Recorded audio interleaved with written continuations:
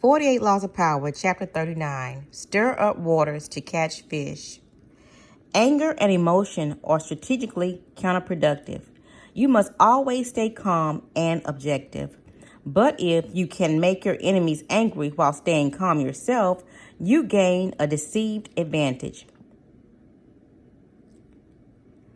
Put your enemies off balance. Find the chink in their vanity through which you can rattle them, and you hold the strings.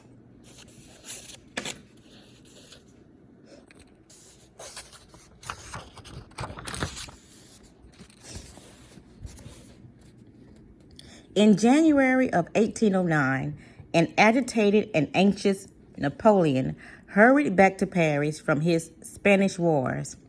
His spies and confidants had confirmed a rumor that his foreign minister, Talleyrand, had conspired against him with Fauché, the minister of the police. Immediately on arriving in the capital, the shocked emperor summoned his ministers to the palace. Following them into the meeting right after their arrival, he began packing up and pacing up and down and started rambling vaguely about plotters working against him. Speculators bringing down the stock market, legislators delaying his policies, and his own ministers undermining him. As Napoleon talked, Talleyrand leaned on the mantelpiece, looking completely indifferent. Facing Talleyrand directly, Napoleon announced, "For these ministries, treason has begun when they permit themselves to doubt." At the word of treason, the ruler expected his minister to be afraid, but Talleyrand only smiled, calm and bored. The sight of a subordinate apparently serene in the face of charges that could get him hanged pushed Napoleon to the edge.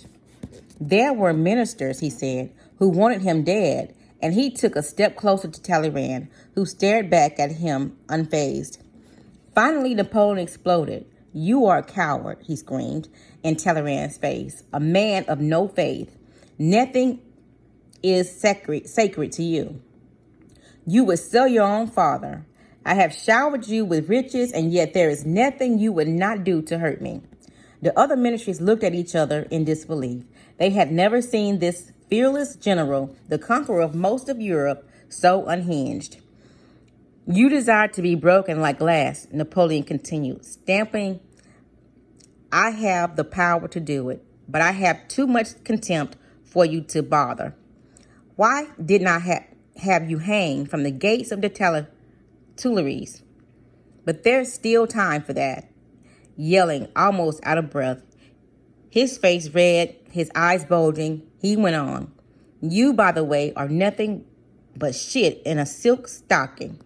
What about your wife? You never told me that San Carlos was your wife's lover." "Indeed, sir, it did not occur to me that this information had any bearing on your Majesty's glory or my own," said Talleyrand calmly, completely unflustered.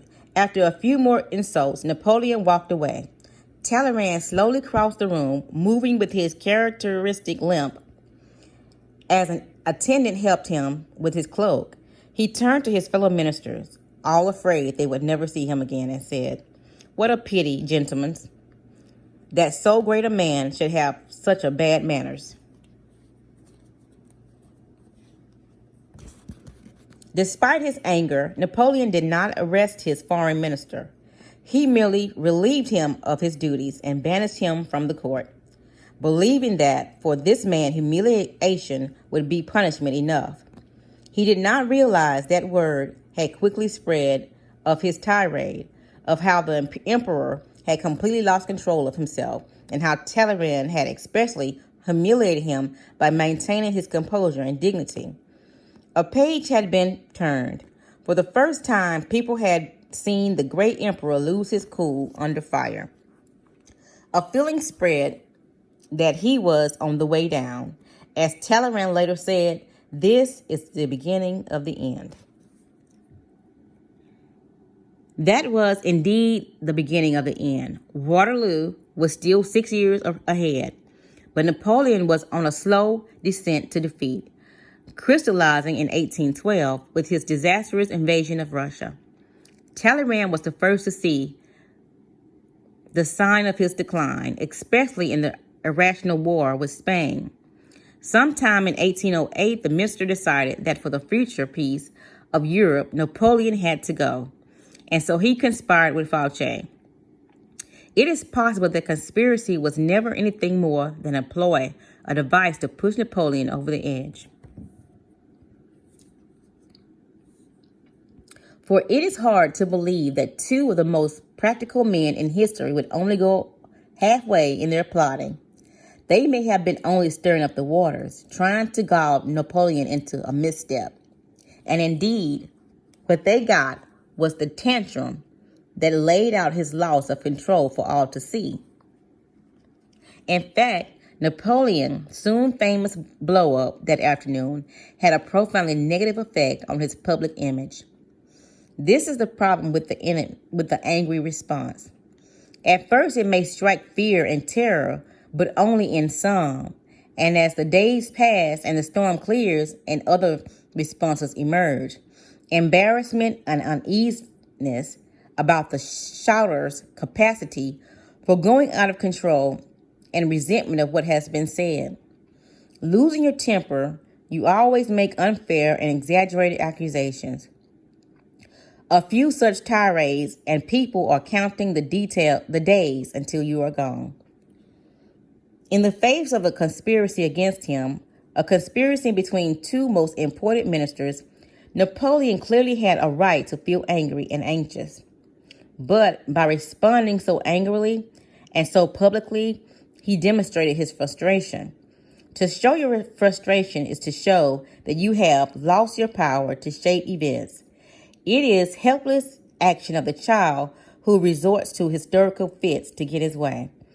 The powerful never reveal this kind of weakness.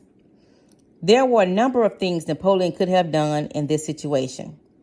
He could have thought about the fact that two immensely sensible men had reason to turn against him and could have listened and learned from them. He could have tried to win them back to him. He could have even got rid of them, making them their imprisonment or death an ominous display of his power. No tyrants, no childish fits, no embarrassing after effects, just a quiet and definitive severing of ties. Remember, tantrums neither intimidate nor inspire loyalty. They only create doubts and uneasiness about your power. Exposing your weakness, these stormy eruptions often herald a fall. By the late 1920s, Haile Selassie had nearly achieved his goal of assuming total control of Ethiopia, a country he felt needed strong and unified leadership. As regent to the Empress Zanditu, stepdaughter of the late queen and heir to the throne, Selassie had spent several years weakening the power of Ethiopia.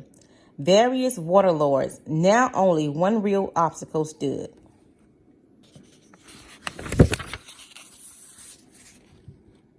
In his way, the empress and her husband, Ras Gussa, Selassie knew the royal couple hated him and wanted to get rid of him.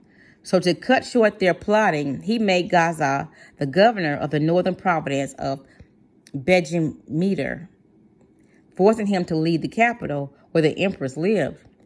For several years, Gaza played the loyal administrator, but Selassie did not trust him.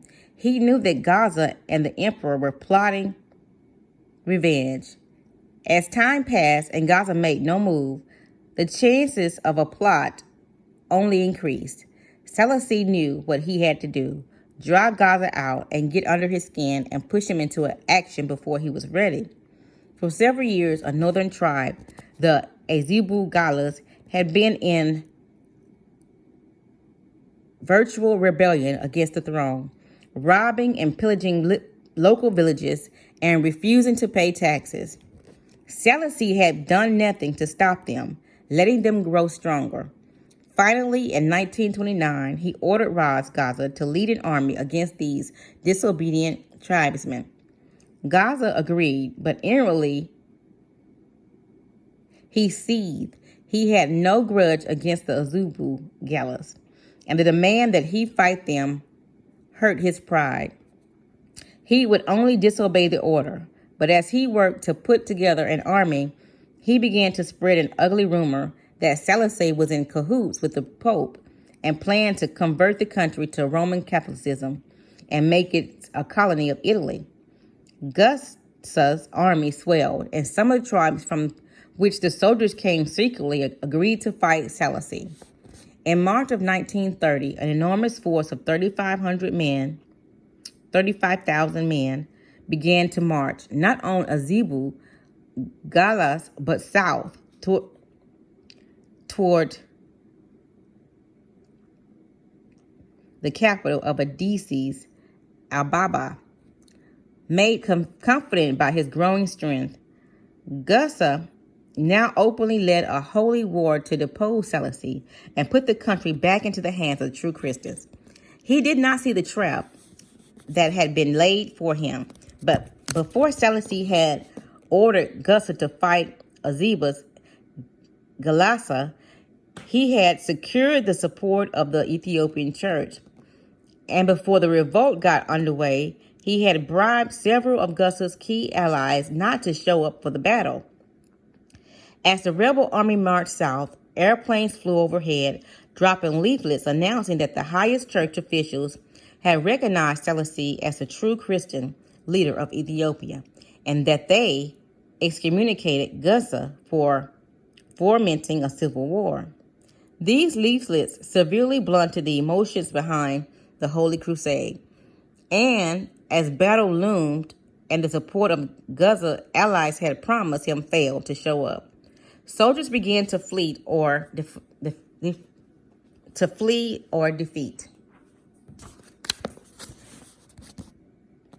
When the battle came, the rebel army quickly collapsed, refusing to surrender. Ras Gasa was killed in the fighting.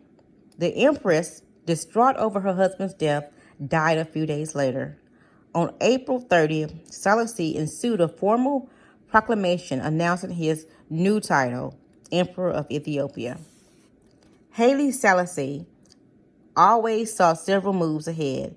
He knew that if he left Ras Gaza decide the time and place of the result, the danger would be much greater than if he forced Gaza to act on Selassie's terms. So he goaded him into rebellion by offending his manly pride and asked him to fight people he had no quarrel with on behalf of a man he hated. Thinking everything out ahead, Selassie made sure that Gusa's rebellion would come to nothing and that he would use it to do away with his last two enemies. This is the essence of the law. When the waters are still, your opportunity have the time and space to plot actions that will initiate and control. So stir the waters, force the fish to the surface, get them to act before they are ready, steal the initiative. The best way to do this is to play on uncontrollable emotions: pride, vanity, love, hate. Once the water is stirred up, the little fish cannot help but raise to bait. The angrier they become, the less control they have, and finally they are caught in the whirlpool you have made, and they drown. A sovereign should never launch an army out of anger. A leader should never start a war out of wrath. Angry people usually end up looking ridiculous, for their response seems out of proportion to what occasioned it.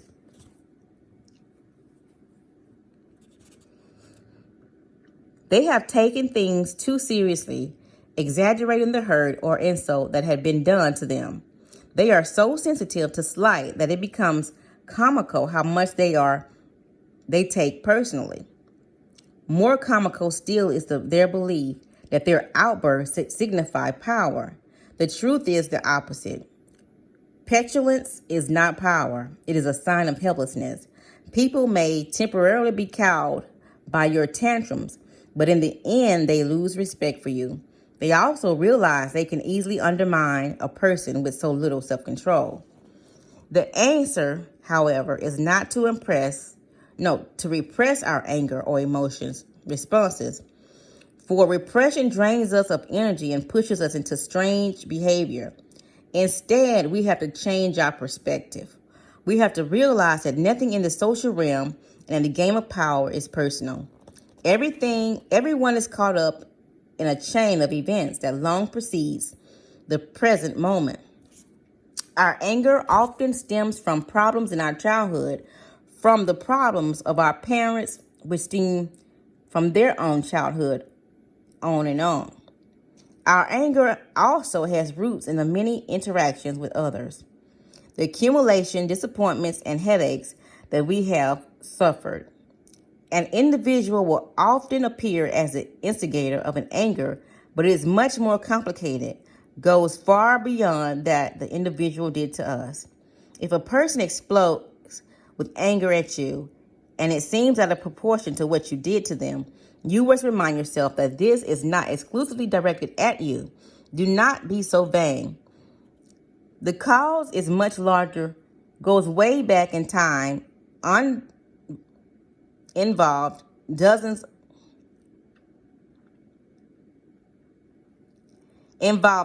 of prior hurts, and it's actually not worth the bother to understand. Instead of seeing it as a personal grudge, look at emotional outbursts as a disgusted power move, an attempt to control or punish you, cloaked in the form of hurting feelings and anger. This shift of perspective will let you play the game of power with more clarity and energy, instead of overreacting and becoming ensnared in people's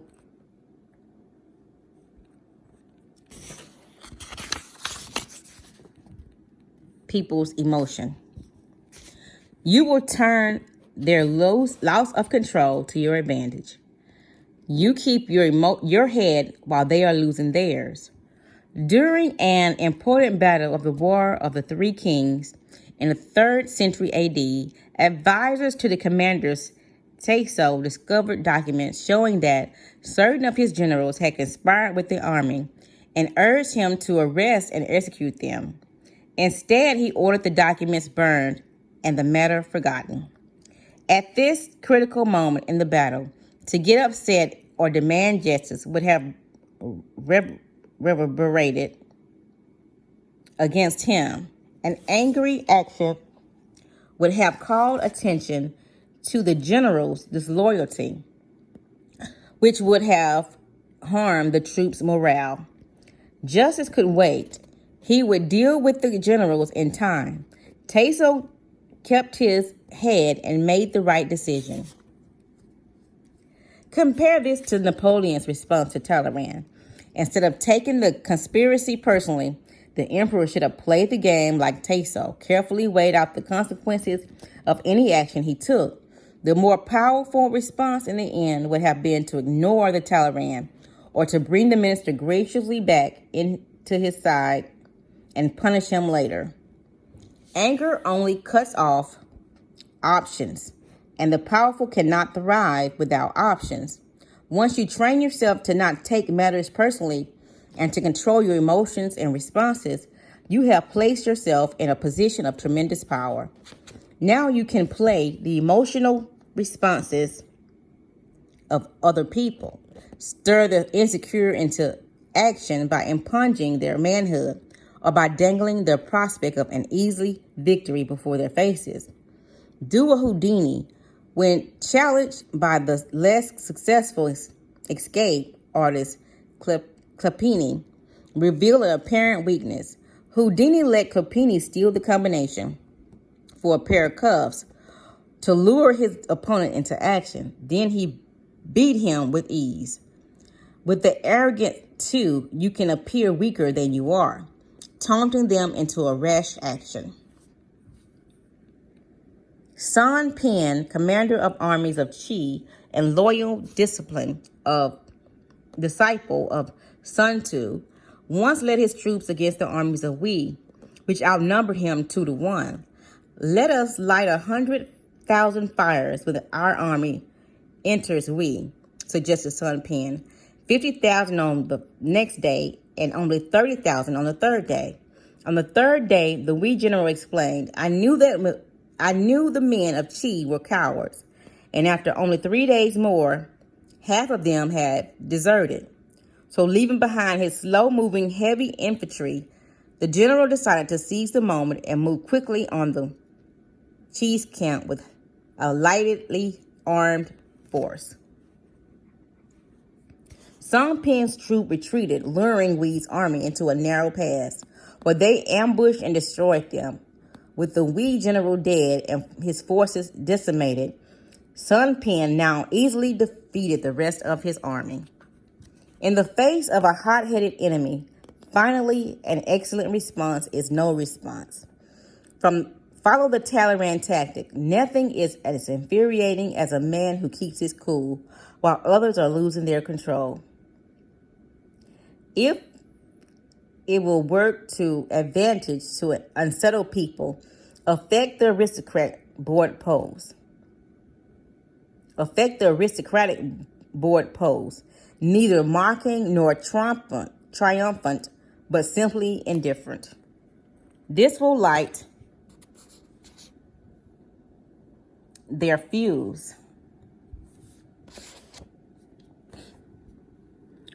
When they embarrass themselves with a temper tantrum, you will have gained several victories.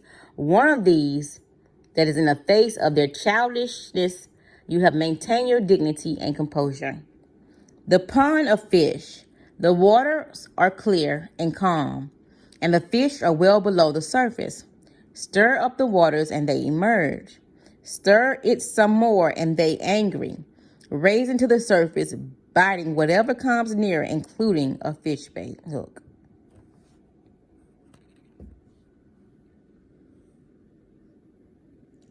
If your opponent is of a hot, angry temper, try to irritate him. If he is arrogant, try to encourage his egotism.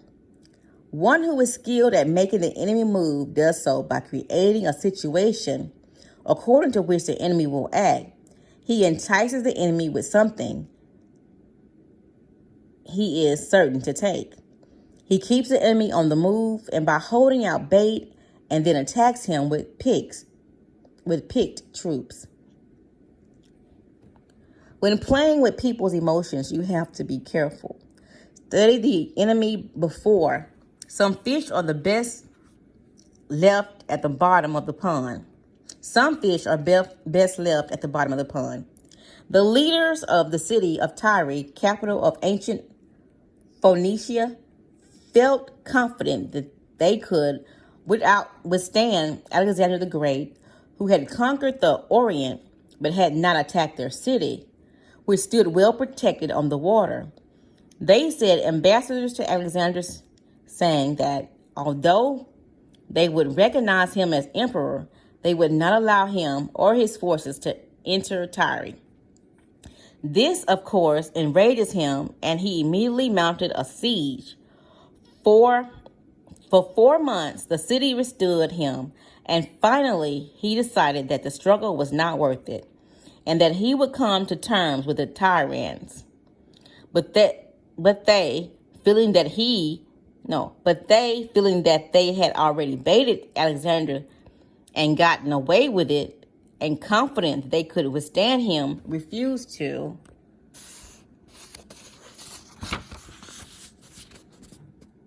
negotiate. In fact, they killed the messenger. They pushed Alexander over the edge. Now it did not matter to him how long the siege lasted or how large an army it needed. He had the resources and would do whatever it took.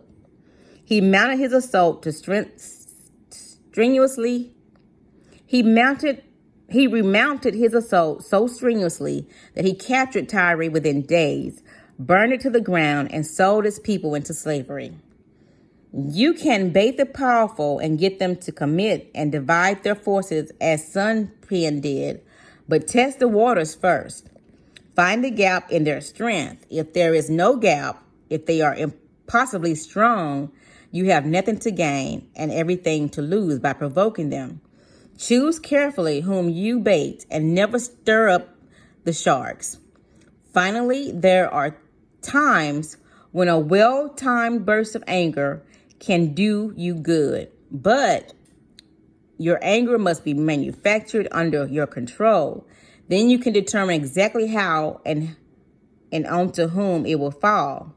Never stir up actions that will work against you in the long run. And use your thunderbolts rarely so to make them the more intimidated and meaningful. When purposely staged or not, if your outbursts come too often, they will lose their power.